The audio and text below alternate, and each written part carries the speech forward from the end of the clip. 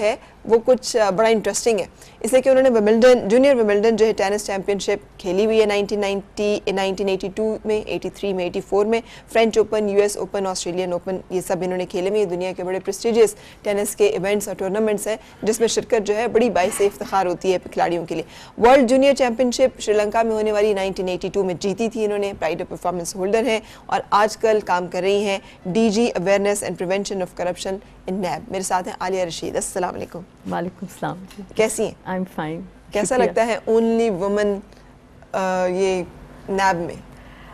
بہت اچھی فیلنگ ہوتی ہے، لیکن یہ بھی اندازہ ہے کہ اب ایک ایک منٹ جو ہے اپنے کنٹری کے لیے ہے اور لائف از اے اسٹرگل. جی سب سے پہلی بات تو جینڈر ایکویلٹی بڑی ضروری ہے کسی بھی آرگنائزیشن میں. سو نیب میں اگر خواتین بھی اتنی اچھی پوزیشنز پہ کام کریں تو اس سے ہمارے معاشرے کا ایک اور سافٹ پہلو کہ خواتین gender balance and gender equality جو ہے وہ ہے وہاں پہ، مردانہ سارا نہیں ہے معاملات جو ہیں. اچھا آپ کام بھی بڑی سافٹ سائڈ پہ بڑی خوبصورت انداز سے کر رہی ہیں. کرپشن اور یہ تو بڑے مشکل معاملات ہیں، اس پہ تو لوگوں کی بات کرتے ہوئے زبان جو ہے وہ لڑکھڑا جاتی ہے اور پر جلتے ہیں یہاں پر. یہ تو وہ زون ہے. تو ایک خاتون ہو کر اس میں قدم رکھنے کے لیے بڑی ہمت جرأت چاہیے. جی بالکل. اور پچھلے 1 سال سے تو میں نے بہت زیادہ اس کو مشنری زیل کے ساتھ کام شروع کیا ہے، کیونکہ فرح جی میں یہ فیل کرتی ہوں کہ پاکستان ہماری ماں ہے اور ہماری ماں اس وقت ایک بہت ہی بری بیماری کا شکار ہے جس بیماری کا نام کرپشن ہے. اور ہم سب نے مل کے، ہم سب پاکستانیوں نے مل کے اپنی اپنی جگہ پورا زور لگانا ہے کہ ہم اپنی ماں کو اس گندی بیماری سے نکال سکیں. اور یہ بات بھی ایک اوپن چیز ہے کہ کرپشن ہمارے ملک کا سب سے بڑا مسئلہ ہے. اور میں یہ بات بھی بتانا چاہتی ہوں کہ یہ کرپشن صرف پاکستان کا مسئلہ نہیں، یہ گلوبل پرابلم ہے. پوری دنیا میں کرپشن کا بہت مسئلہ ہے. اور پچھلے دنوں لوگوں کے رونگٹے کھڑے ہوئے، فیفا اسکینڈل نے سب کی آنکھیں کھولی ہیں جو کہ بگیسٹ کرپشن اسکینڈل تھا. اس کے بعد گوتےمالا کا جو پریزیڈنٹ ہے اس نے ابھی کچھ عرصے پہلے ریزائن کیا ہے کرپشن چارجز کے اوپر. رومینین پرائم منسٹر نے ریزائن کیا ہے.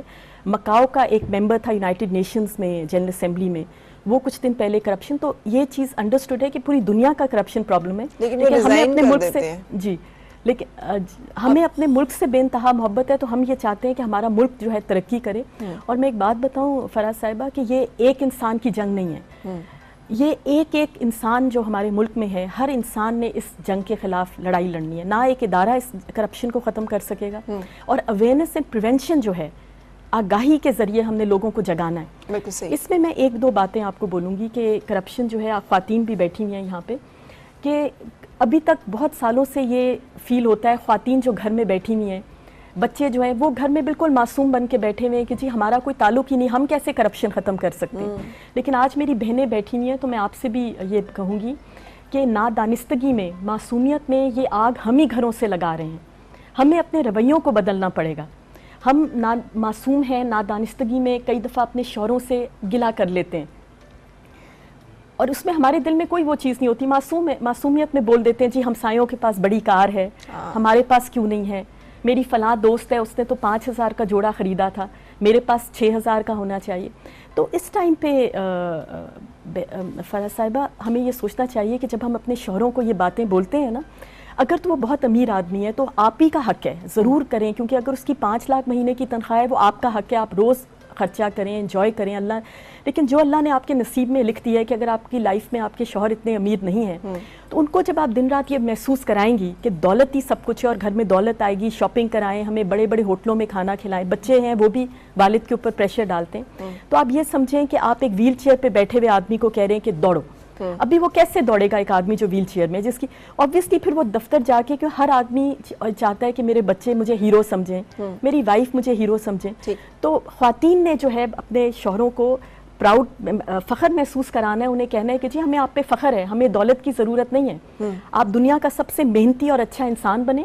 آپ اس بات پہ اپنے شوہروں سے ضرور لڑائی کریں یا ناراض ہوں کہ آپ جلدی کیوں دفتر سے آئیں، آپ کو تنخواہ ملتی ہے، آپ محنت کر کے دفتر میں کام کریں، آپ 1 گھنٹہ زیادہ لیٹ آئیں گے ہمیں خوشی ہوگی. آپ نے بہت خوبصورت بات کی، لیکن اس میں ایک چھوٹی سی بات اور ایڈ کرتے ہوئے قرآن پاک جو ہے نا ہر ایک بندے کو اپنے اعمال کا خود اکاؤنٹیبل بھی بناتا ہے. آپ کو پتہ ہمیں بتایا گیا کہ ماں باپ کا حکم ماننا ہے سوائے اس حکم کے جو اللہ تعالیٰ کے حکم کے نافرمانی اگینسٹ میں آ جائے. سو ہم کیسے بیوی کا یا بچوں کی خاطر، یعنی مرد کا بھی تو ایک اپنا ڈیسیجن ہوگا نا، وہ بھی تو کھڑا ہوگا کسی جگہ پہ.